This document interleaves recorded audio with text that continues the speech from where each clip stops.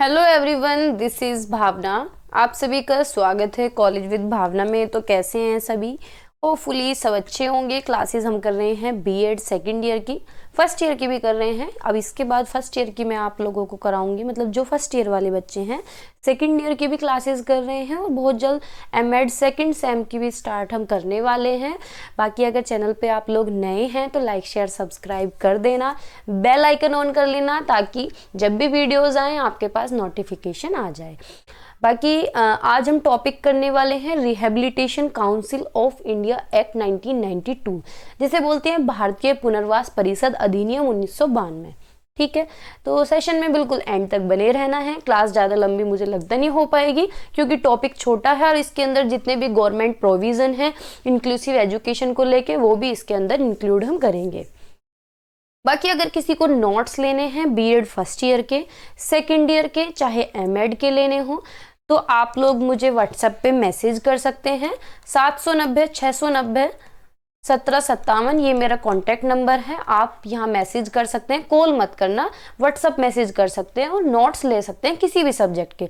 Notes मैंने बहुत easy language में और बहुत कंसाइज बनाए हुए हैं। चाहे एमएड के नोट्स ले लो, चाहे बीएड के नोट्स ले लो, बहुत ही कम पेजेस में बनाए हुए हैं। और अब की बार तो एमएड के जो बनाए हैं सेकंड सेम के, वो इतने कम में हैं कि खुद ही बच्चे मुझसे पूछ रहे हैं, मतलब स्टूडेंट पूछ रहे हैं कि मैम 40 पेज में कैसे कवर हो गया पूरा सिलेबस, 30 पेज में कैसे कवर हो रहा है।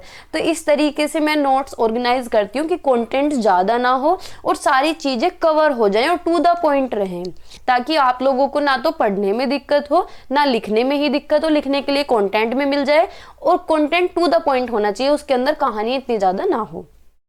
ठीक है, और जितनी इन्फॉर्मेशन की जरूरत है वो इन्फॉर्मेशन आप तक पहुंच जाए।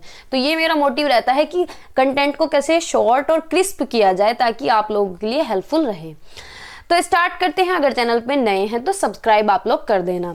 तो पढ़ते हैं rehabilitation council of India act 1992। तो ये एक्ट बनाया गया 1992 में। इसका एक्ट का फोकस किस पे था? स्पेशल चाइल्ड पे फोकस था। देखो, जब कोई बच्चा डिसेबल होता है तो उसे रिहेबिलिटेशन सेंटर ले जाया जाता है, वहाँ उसकी थेरेपीज होती हैं। अगर जो बच्चा बोल नहीं पा रहा है तो उसी तरीके की थेरेपी उसे दी जाएंगी। किसी की गर्दन नहीं संभल रही है, कोई हैंडीकैप्ड, मतलब किसी भी तरीके का बच्चा वो हो सकता है, तो उसी के लिए एक्ट लाया गया, rehabilitation council of India act 1992। ये आता है ministry of social justice and empowerment. यानी एक तरीके से देखो, यहाँ पे थेरेपी भी, जो रिहेबिलिटेशन सेंटर्स होते हैं वहाँ पढ़ाया भी जाता है बच्चों को, वहाँ उनकी थेरेपी भी की जाती है। मतलब जो उनकी बेसिक नीड है, बेसिक रिक्वायरमेंट है, वो सारी फुलफिल होती है। मतलब स्पेशल एजुकेशन हम कह सकते हैं कि स्पेशल एजुकेशन या स्पेशल नीड्स वाले बच्चे वहाँ पे रहते हैं। ठीक है, उन्हीं की देखभाल होती है। तो मिनिस्ट्री ऑफ सोशल जस्टिस और एम्पावरमेंट के अंदर ये कंसीडर किया जाता है। इसे एज अ सोसाइटी रजिस्टर्ड किया था 1986 में। जब हम कोई भी काम करते हैं, कोई भी एक्ट बनाते हैं, कोई भी ट्रस्ट हम बना रहे हैं, तो उसे रजिस्टर्ड करते हैं हम एज अ सोसाइटी। मानो आप कोई स्कूल ही खोल रहे हैं तो उसको भी हमें रजिस्टर्ड कराना पड़ता है एज अ सोसाइटी। तो इसको भी एज अ सोसाइटी रजिस्टर्ड कराया गया था 1986 में। ये statutory body 1992 through RCI act 1992 में तो ये पास हुआ है 1 सितंबर में। और ये प्रभावी कब हुआ, यानी काम करना इसने कब शुरू किया? 22 जून 1993, यानी 22 जून 1993 में ये अपना काम करना शुरू कर दिया इसने। Amendment in the year 2000 to make it more broad based by enhancing the responsibilities of standardizing and regulating the training, including a component on research in the area of rehabilitation and special education. यानी सन 2000 में और भी संशोधन हुए, ताकि इस act को और भी अच्छा बनाया जा सके। जो इसके अंदर कमियां हैं वो कमियां पूरी की जा सके, और इसमें ट्रेनिंग का भी प्रावधान होना चाहिए। यानी जो टीचर हैं उनका भी अपग्रेडेशन होना चाहिए, और जो बच्चे हैं उनका भी अपग्रेडेशन होना चाहिए। जिस पॉइंट में या जिस चीज में कमी दिख रही हो उसमें रिसर्च किया जाए और चीजों को और अपग्रेड किया जाए, एनहांस किया जाए। अब इसके ऑब्जेक्टिव क्या हैं आरसीआई के? तो ऑब्जेक्टिव क्या है, हिंदी की तरफ देख लेते हैं, क्योंकि ज़्यादा जो बच्चे हैं वो हिंदी के हैं। इंग्लिश में मुझे कोई प्रॉब्लम होती नहीं है, बाकी मैं हिंदी भी कंसिडर करती हूँ और इंग्लिश भी। To regulate the training policies and programs in the field of rehabilitation of person with disabilities, यानी जो रिहेबिलिटेशन सेंटर्स या स्कूल या जो भी रिहेबिलिटेशन का प्रोसेस है, जो फील्ड है रिहेबिलिटेशन का, उसमें ज़्यादातर जो पर्सन्स होते हैं वो कौन से होते हैं, डिसेबिलिटी वाले बच्चे या डिसेबिलिटी वाले कोई भी इंडिविजुअल हो सकते हैं। तो उनके लिए ट्रेनिंग प्रोग्राम चलाए जाएं, उनके लिए पॉलिसीज चलाई जाएं, उनके लिए प्रोग्राम्स चलाए जाएं, ये सारे क्या है, रेगुलेट किए जाएं। तो पुनर्वास प्रशिक्षण नीति और कार्यक्रम का विनियमन करना, यानी जो दिव्यांग व्यक्तियों के पुनर्वास के क्षेत्र में प्रशिक्षण नीति और कार्यक्रम को नियंत्रित किया जाए। सेकंड क्या है, प्रशिक्षण पाठ्यक्रम का मानकीकरण होना चाहिए, यानी स्टैंडर्डाइजेशन होना चाहिए। जो करिकुलम वहां पे चल रहा है, जैसे स्पेशल एजुकेशन दी जाती है तो उसका एक स्टैंडर्डाइजेशन होना चाहिए, यानी रूल रेगुलेशन होने चाहिए, और वो जो रूल रेगुलेशन है वो सभी जगह फॉलो किए जाएं। तो दिव्यांग व्यक्तियों के साथ काम करने वाले पेशेवरों के प्रशिक्षण पाठ्यक्रम में मानकीकरण लाना, ठीक है। शिक्षा और प्रशिक्षण के न्यूनतम मानक निर्धारित करना, यानी उनके रूल स्टैंडर्ड सेट करना। तो दिव्यांग व्यक्तियों के साथ जो काम कर रहे हैं, अलग अलग श्रेणी के जो कर्मचारी हैं, उनके लिए शिक्षा और प्रशिक्षण के न्यूनतम मानक निर्धारित करना, यानी अगर किसी को कोई और स्पेशलाइजेशन करना है, मानो स्पेशल एजुकेशन वाले बच्चों को पढ़ा रहे हैं कोई भी, और उन्हें अपने किसी और फील्ड में स्पेशलाइजेशन करना है, कोई डिग्री लेनी है या अलग से कोई ट्रेनिंग लेनी है या कोई सेमिनार लेने हैं या वर्कशॉप लेनी है, तो उनके लिए भी अलग से रूल्स या स्टैंडर्ड होने चाहिए। इन मानकों का देश भर में अनुपालन सुनिश्चित करना, और जितने भी मानक बनाए गए हैं, जितने भी स्टैंडर्डाइजेशन या जितने भी रूल्स बनाए गए हैं या रूल्स बनाए जा रहे हैं, उन्हें सारी जगह लागू किया जाए, सारी जगह उन्हें फॉलो किया जाए। पाठ्यक्रम संचालित करने वाले संस्थानों को मान्यता प्राप्त करना, जो लोग स्पेशल एजुकेशन दे रहे हैं या डिग्री दे रहे हैं या डिप्लोमा दे रहे हैं, कोई भी सर्टिफिकेट दे रहे हैं, कोई भी बैचलर डिग्री दे रहे हैं, उनको क्या है, मान्यता प्राप्त कराना। यानी दिव्यांग व्यक्तियों के पुनर्वास के क्षेत्र में मास्टर डिग्री जो दे रहे हैं, जैसे स्पेशल एजुकेशन से किसी को एमएड करनी है तो वहां उन्हें मान्यता देना, बैचलर डिग्री किसी को करनी है, बीएड करनी है स्पेशल एजुकेशन से, बीटीसी करनी है, बीएलएड करना है, कुछ भी कोई भी पीजी डिप्लोमा करना है या खाली डिप्लोमा करना है, कोई भी सर्टिफिकेट बनाना है, तो ये जो पाठ्यक्रम संचालित कर रहे हैं लोग, इन्हें क्या है, मान्यता देना। विदेशी संस्थाओं द्वारा डिग्री डिप्लोमा प्रमाण पत्र को मान्यता देना, और पुनर्वास और विशेष शिक्षा के क्षेत्र में अनुसंधान को बढ़ावा देना, यानी रिसर्च भी होना चाहिए, जिससे नई नई टेक्नोलॉजी, नई नई चीजें बाहर निकल के आए, तो रिसर्च को क्या है, प्रमोट करना है। केंद्रीय पुनर्वास रजिस्टर बनाए रखना, यानी जितने भी कर्मचारियों का पंजीकरण करने के लिए केंद्रीय पुनर्वास रजिस्टर का प्रबंधन करना। पुनर्वास शिक्षा और प्रशिक्षण की जानकारी एकत्रित करना, यानी भाई जानकारी भी होनी चाहिए, इंफॉर्मेशन होनी चाहिए कि कहाँ पे क्या चीजें चल रही हैं, रेगुलर बच्चों को पढ़ाया जा रहा है, रेगुलर टीचर्स आ रहे हैं, मतलब पूरा लेखा जोखा होना चाहिए। तो उनकी प्रॉपर जानकारी होनी चाहिए, प्रॉपर इंफॉर्मेशन उनकी होनी चाहिए। टाइम टू टाइम वहां पे जाते रहे लोग देखने के लिए, जो हेड होते हैं, जैसे स्कूल में नहीं आते इंक्वायरी के लिए, जो प्रशिक्षण करने के लिए आते हैं, वीडियो होते हैं, ये आते हैं देखने के लिए कि भाई काम सही से चल रहा है, सुचारू रूप से बच्चों को पानी वानी मिल रहा है, नई पंखे हैं, लाइट है, कैसा इंफ्रास्ट्रक्चर है, ये सारी चीजें देखने आते हैं। तो इस तरीके की जानकारी एकत्रित करना। सतत शिक्षा को प्रोत्साहित करना, यानी एजुकेशन जो है कंटिन्यूअसली चलती रहे, यानी कंटिन्यूअस एजुकेशन को क्या करना, प्रमोट करना। व्यावसायिक पुनर्वास केंद्रों को मानव संसाधन विकास केंद्र के रूप में मान्यता देना। व्यावसायिक पुनर्वास में प्रशिक्षकों और अन्य कर्मियों को भी प्रोत्साहन करना है, जितने भी लोग उसमें इन्वॉल्व हैं, जितने भी लोग उसमें जॉब कर रहे हैं, जो क्या है, वोकेशनल काम कर रहे हैं, जो जॉब कर रहे हैं, उन्हें प्रोत्साहन देना, उन्हें मोटिवेट करना। राष्ट्रीय संस्थानों और दिव्यांगता संस्थानों का मानव संसाधन विकास केंद्र के रूप में उन्हें मान्यता देना। सामाजिक न्याय और अधिकारिता मंत्रालय के अधीन संस्थानों में कर्मियों का पंजीकरण करना, यानी उन्हें एक तरीके से रजिस्टर्ड कर देना, जैसे परमानेंट कर देते हैं। अब देखते हैं government provisions and schemes for inclusive education, यानी जो समावेशी शिक्षा है उसके लिए सरकार ने क्या क्या प्रावधान किए हैं, कौन कौन सी स्कीम चलाई हैं, कौन कौन सी पॉलिसीज चलाई हैं, वो सारी देखते हैं। देखो सारी मैंने इसके अंदर नहीं लिखी क्योंकि बहुत सारी पॉलिसीज हैं, लेकिन बेसिक लिखी है ताकि आप भी रिलेट कर पाए, क्योंकि ये सारी जितनी भी पॉलिसी हैं ये कहीं ना कहीं आप पढ़ ही लेते हैं, मतलब पढ़ेंगे, इस पेपर के अंदर भी पढ़ेंगे, और बीएड फर्स्ट ईयर में भी आपने पढ़ा होगा, आरटी एक्ट आपने पढ़ा है, राष्ट्रीय माध्यमिक शिक्षा अभियान पढ़ा है, ऑपरेशन ब्लैक बोर्ड आपने पढ़ा है, मिड डे मील पढ़ा है, सर्व शिक्षा अभियान पढ़ा है, डिस्ट्रिक्ट प्राइमरी एजुकेशन भी आपने पढ़ा है। तो ये सारे मैंने इसलिए रखे हैं ताकि आप लोगों को ना लिखने में दिक्कत हो और ना ही पढ़ने में दिक्कत हो और ना समझने में दिक्कत हो, है ना। तो RT act right of children to free and compulsory education ये 2009 में आया और 1 अप्रैल 2010 में ये पूरे देश के अंदर लागू किया गया।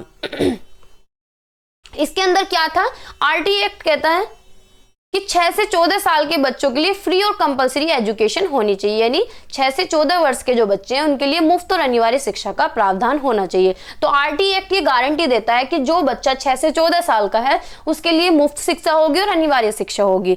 ये कहता है कि हर बच्चे का हक है एलिमेंट्री एजुकेशन लेने का, वो भी अपने नजदीकी स्कूल में, नेबरहुड स्कूल में। जो स्कूल है, स्कूल का दायरा 1 किलोमीटर का होना चाहिए, 1 किलोमीटर उसकी डिस्टेंस होनी चाहिए। बिजली पानी की व्यवस्था होनी चाहिए, यानी इंफ्रास्ट्रक्चर अच्छे होनी चाहिए क्लास और किसी भी बच्चे को किसी भी कारण से हमें ना तो स्कूल से निकालना है और ना ही उसके एडमिशन को नकारना है। हर बच्चे का हमें एडमिशन लेना है। स्कूल का इंफ्रास्ट्रक्चर, स्कूल का टीचर स्टूडेंट रेशियो क्या होना चाहिए कि 40 बच्चों पे 1 टीचर होना चाहिए और क्वालिटेटिव एजुकेशन होनी चाहिए। इसमें अगर आप लिखना चाहें तो और भी पॉइंट लिख सकते हैं, आरटी एक्ट मैंने डिटेल में भी कराया है। राष्ट्रीय माध्यमिक शिक्षा अभियान, राष्ट्रीय माध्यमिक शिक्षा अभियान क्या है, 2009 में ये स्कीम को लॉन्च किया गया। इसके अंदर बात होती है सेकेंडरी एजुकेशन की, कि सेकेंडरी एजुकेशन की क्वालिटी इंप्रूव होनी चाहिए और स्पेशली लड़कियों का इस पे ध्यान दिया गया। तो इसका फोकस था कि जो सेकेंडरी एजुकेशन है वो इंप्रूव हो सके, वो एक्सपेंड हो सके और टीचर की ट्रेनिंग भी एनहांस हो सके और जो इक्विटी और इंक्लूजन है उसको बढ़ावा दिया जा सके, यानी सारे बच्चों को एक नज़र से देखा जा सके। फिर ऑपरेशन ब्लैक बोर्ड आया। ऑपरेशन ब्लैक बोर्ड जो है 1987 में आया पूरे वर्ल्ड में। तो इसका काम क्या था कि भाई जो प्राइमरी एजुकेशन है उसके इंफ्रास्ट्रक्चर को इंप्रूव करना, कि ये देखना कि क्लास में कहीं दीवारें, ये जो रूम है उसकी दीवारें तो नहीं टूटी हुई हैं, या क्लास में चौक की जरूरत है तो स्कूल के अंदर चौक ही नहीं है, या बोर्ड टूटे हुए हैं, या छत पे पानी आ रहा है, या फिर पंखे नहीं है, बच्चों को पानी की सुविधा नहीं है, वॉशरूम की सुविधा नहीं है। तो इन सारी चीजों पे काम किया किसने, ऑपरेशन ब्लैक बोर्ड ने, और इसने अपना काम बखूबी निभाया। तो इसका एम यही था कि फैसिलिटीज प्रोवाइड करना प्राइमरी स्कूल में, जैसे क्लासरूम हुए, ब्लैक बोर्ड्स हुए, टीचिंग एड्स हुई, teacher training to primary school across India, यानी इसने सारा बेसिक इंफ्रास्ट्रक्चर पे जो बेसिक रिसोर्सेज होते हैं उनको अवेलेबल कराने पे काम किया और काम इसका बहुत अच्छा रहा, ऑपरेशन ब्लैक बोर्ड जो स्कीम आई। फिर नेक्स्ट आया DPEP, district primary education programme, ये 1994 में आया। सेंट्रली स्पॉन्सर्ड स्कीम, जिससे कि प्राइमरी एजुकेशन को स्ट्रॉन्ग किया जा सके। लेकिन प्राइमरी एजुकेशन क्या है, प्राइमरी एजुकेशन का जो जिम्मा है वो डिस्ट्रिक्ट को, जिले को सौंप दिया जाए। तो इसका फोकस था कि जो प्राथमिक शिक्षा है उसका सार्वभौमिकरण होना चाहिए, उसका यूनिवर्सलाइजेशन होना चाहिए, यानी हर बच्चा प्राइमरी एजुकेशन ले पाए, उसके लर्निंग आउटकम्स इंप्रूव हो और हर बच्चा कम्युनिटी में पार्टिसिपेट कर सके और कम्युनिटी मेंबर्स भी पार्टिसिपेट कर सकें। फिर नेक्स्ट आई मिड डे मील स्कीम, जिसे माध्यमिक भोजन योजना बोलते हैं, कि दोपहर के टाइम या स्कूल में बच्चे को न्यूट्रिशन प्रोवाइड किया जाता है। तो ये जो मिड डे मील स्कीम है ये 1995 में आई। ये इसलिए आई ताकि बच्चों का जो न्यूट्रिशन कम हो रहा था, जो कुपोषण हो रहा था, जो माल न्यूट्रिशन था, उसे कम किया जा सके। और इससे क्या होगा, जब हम बच्चों को खाने पीने की व्यवस्था करेंगे, दूध की व्यवस्था करेंगे, उन्हें टाइम टू टाइम उनका मेन्यू तैयार किया जाएगा कि आज चावल मिल रहे हैं, कल दाल मिल रही है, पोहा मिल रहा है, तो ये सारी चीजें जब बच्चों को मिलेंगी तो बच्चों की जो स्कूल अटेंडेंस है वो भी बढ़ेगी और उनके जो लर्निंग आउटकम्स है वो भी इंप्रूव होंगे और दूसरा न्यूट्रिशन भी मिलेगा। इसमें क्या है, जो महिलाएं काम कर रही हैं उन्हें एम्पावरमेंट मिलेगा, यानी उन्हें जॉब मिलेगी, जो महिलाएं खाना बना रही हैं। और ये इक्विटी को भी बढ़ावा देगा और इक्वलिटी को भी, क्योंकि क्लास के अंदर हर जाति धर्म का बच्चा होता है, तो सब लोग मिल बांट के सारे एक साथ रहेंगे और एक साथ खाएंगे, एक साथ पढ़ेंगे। तो ये क्या है, it provide free cooked meal to student in government and government aided school across India, यानी इस स्कीम के अंदर बच्चों को खाना दिया जाता था उनके लिए, चाहे वो सरकारी स्कूल हो या गवर्नमेंट एडेड स्कूल हो, यानी जैसे आधा सरकारी आधा प्राइवेट या समिति का स्कूल हम बोल देते हैं। इस स्कीम का उद्देश्य था कि जो सोशल इक्विटी है, जो सामाजिक समता है वो आगे बढ़ाई जाए और वुमेन्स को भी एम्पावर किया जाए, क्योंकि एक कम से कम 3 से 4 लेडीज तो चाहिए ही। अगर 150 बच्चों का भोजन बना रहे हैं तो 3 से 4 लेडीज तो चाहिए। तो इससे उन्हें भी एम्प्लॉयमेंट मिलेगा, जॉब मिलेगी, वो लोग कुकिंग कर सकेंगी और मील्स को सर्व कर सकेंगी।